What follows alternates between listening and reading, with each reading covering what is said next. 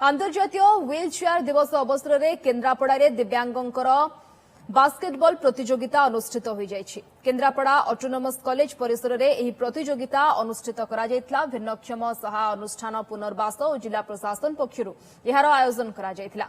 एथिरे राज्यर विभिन्न स्थानरू प्राय 20 जन खेलाड़ी अंशग्रहण करथिले।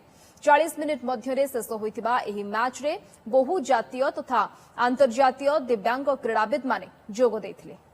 आमे सब जन्मरू डिजाबिलिटी न हमर सब एक्सीडेंट करे आमे डिजाबिलिटी किंतु मु जदि खेली पारुची मो भया जो आम ओडिसा रे रहिले भाई भौणी माने एक्सीडेंट पर तांकर ए बळिया सिचुएशन आसी पहुंचला से माने तमे काई बाहर को बाहर परिबनी तमे बाहर को बाहर पारिबो एटा 100% किंतु केमिति बाहरिबो ना आपन को पछरु प्रेरणा दरकार आपन माइंड स्ट्रांग करिया दरकार। साधारण मनुष्य जने जेबळी खेली पारुची से माने मध्य दक्षतार सहित दृढ़तार सहित शक्त मनोबल नहीं से खेली अन्य मान प्रेरणा